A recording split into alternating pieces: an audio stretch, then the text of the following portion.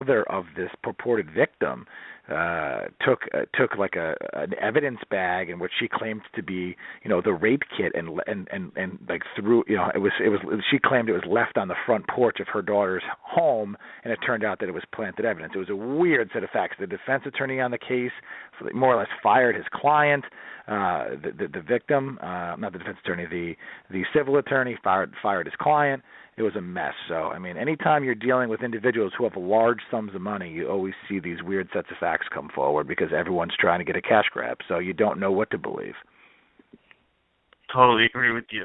Okay, the next story is mother 33 charged with murder after throwing her newborn alive in New York City. Let's hear some sound and we'll talk on the other side. The newborn girl found in an alleyway outside an apartment building in the Bronx had been thrown from a 7th-floor window by her mother, who was charged with murder on Tuesday, the authorities said.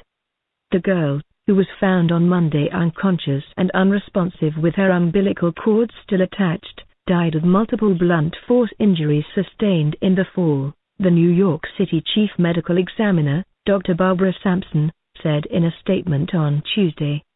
The death was ruled a homicide, meaning that the infant was alive when she was thrown from the window. The police said the mother, identified as Jennifer Berry, 33, of Yonkers, had been charged with second-degree murder and manslaughter. She had been questioned by investigators since Monday. Berry, a police official said, apparently hid the final stage of her pregnancy from relatives and friends, including, it appears, the child's father, from whose apartment the baby was thrown. She told some of them that she had miscarried weeks ago. On Monday, she denied giving birth to the child before she ultimately relented and admitted she had delivered the baby, according to the official, who spoke on the condition of anonymity because he was not authorized to disclose details of the investigation. Okay, this is a wild story here in the New York area, but Alex, let me start with you. What's your thoughts on this? I think you did speak to Nancy Grace yesterday or the other day before on this story, if I'm not mistaken. Well, I think it's obvious to anybody listening to this story, as tragic as it is, it indicates there's some serious mental health issues going on here. I don't know if it had to do with postpartum depression or maybe she had some other type of pre-existing mental health disorder, but that is most likely the reason behind this event. I mean, she gives birth at home. She cradles the baby for 2 minutes, according to her, throws it out the window, and then goes and gets on a computer and starts looking for a job. I mean, this is not normal behavior. This indicates someone who's there's some serious chemical imbalance going on, and she's just not thinking straight. Now, I'm not trying to justify the act itself. It's horrible. But I think any reasonable person looking at this is going to have to conclude that she had some type of serious psychiatric breakdown or disorder which contributed to this action.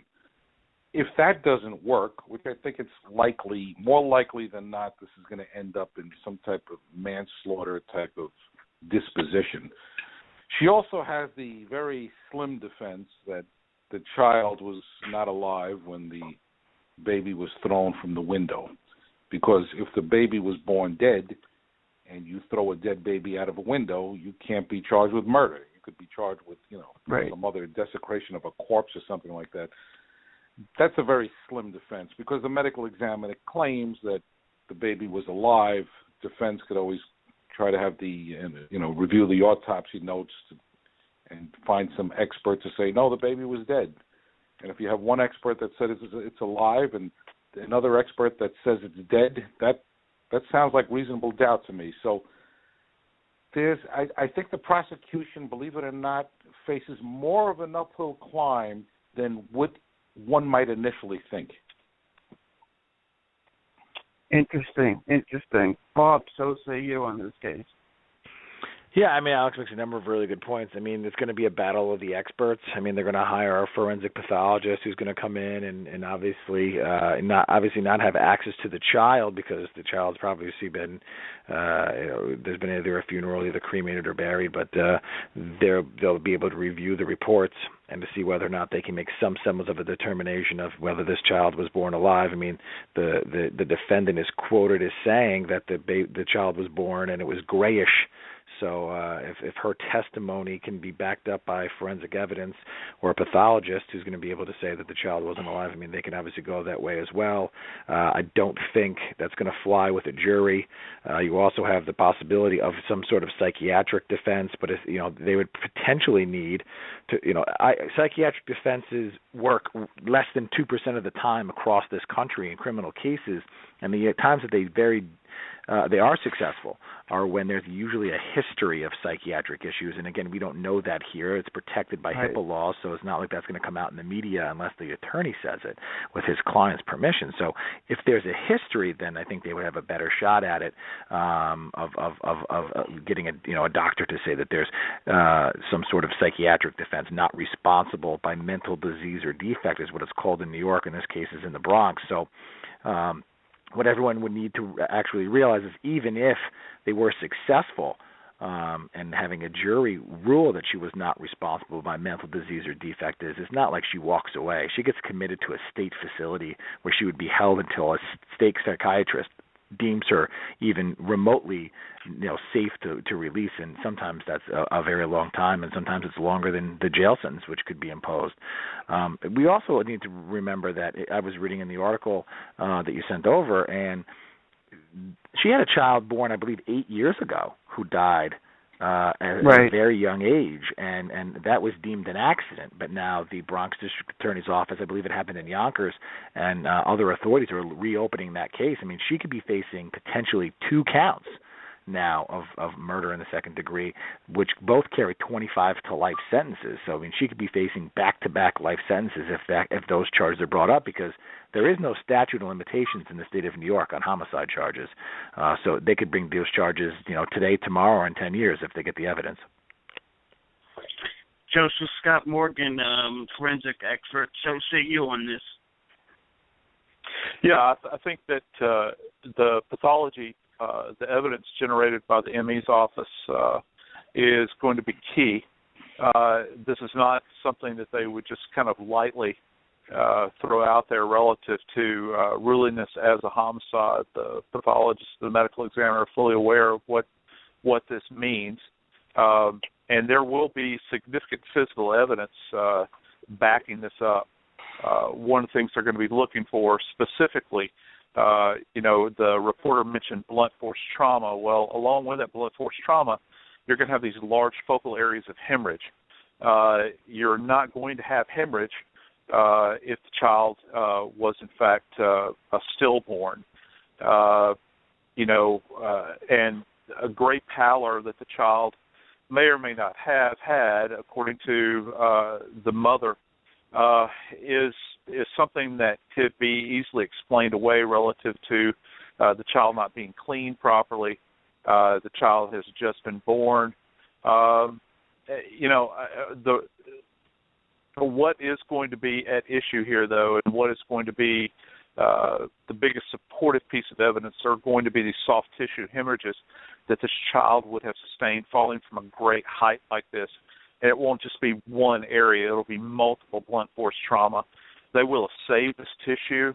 The others that choose to will be able to take a look at this microscopically. So I think they're going to have a real uphill battle to try to disprove that this child was, in fact, dead at the time of birth. Say, Joe, can I ask you, the mother made a statement that the skin looked gray. Now, what does that mean from a forensic point of view, if anything? I don't know that it necessarily means anything. The children are born. I've seen placentas that have a grayish appearance to them. I don't know if the mother was seeing the placenta or if she was seeing the color of the child's skin. One of the things that you look for in a live-born child, many times it will be characterized as kind of a pinked up tissue. And if the child had a very traumatic birth, if the child was undernourished and not cared for in the womb, that is, the mother receiving prenatal treatment and all these sorts of things, the child could have an odd-looking pallor. But I think that this is going to be very, very flimsy, and it's I'm no attorney, but I wouldn't want to hang my entire defense upon this one statement of this woman. Absolutely, and if you want to join us, call up 347-857-2950. We'll take some calls after our next story, and our next story is another tragic. It's all tragic tonight. Police search, and I think they found it, so this audio might not be updated, but here is the story.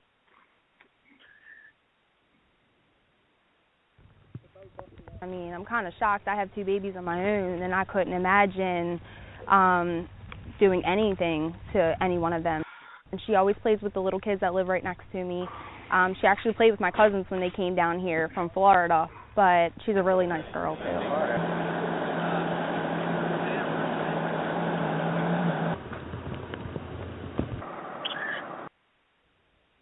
Okay, Alex, we were talking about the search for the 5 months. Reportedly, it has been found as we go to air. Baby in South Carolina. Your thoughts on this tragedy? Yeah, this is the case where the woman supposedly lost her kid in the creek. And yes. I don't know how many people are losing kids in creeks, but it highlights to me that there's a very profound mental health problem in this country. There's many, many people that are suffering from various degrees of mental disorder in this country. This woman has to be one of them. I mean, there was no justification for her, if she did it, to take a child and put her in a cold creek at night and let the kid just get washed away. It's irrational. It makes no sense. But even though there's a lot of people with significant mental health issues in this country, there's very, very few facilities that are available in this country to treat people with mental illness. Yeah, you can go to a hospital emergency room. You'll stay there for 24 hours or 3 days. Very lucky, and you have good insurance, you'll stay in some facility for 10 days. 30 would be extraordinary. But realistically speaking, very few people have access to good professional services so they can address their mental health issues. And there are no treatments, such as medication or therapy. The problem is it's expensive. And the government and ultimately the population of the United States has not come to terms with this.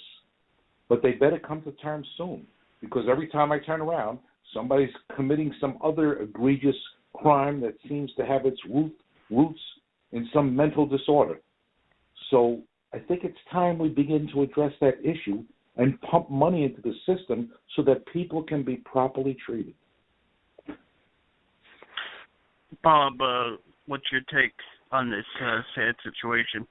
Yeah, it's obviously terrible. I mean, the thing that I think this would potentially come out here is the mother was placed in custody, not for the child, but there was, I guess, underlying drug charges. There was an underlying domestic incident at the location of this, where they live earlier, either in the week or the month, if I read it correctly.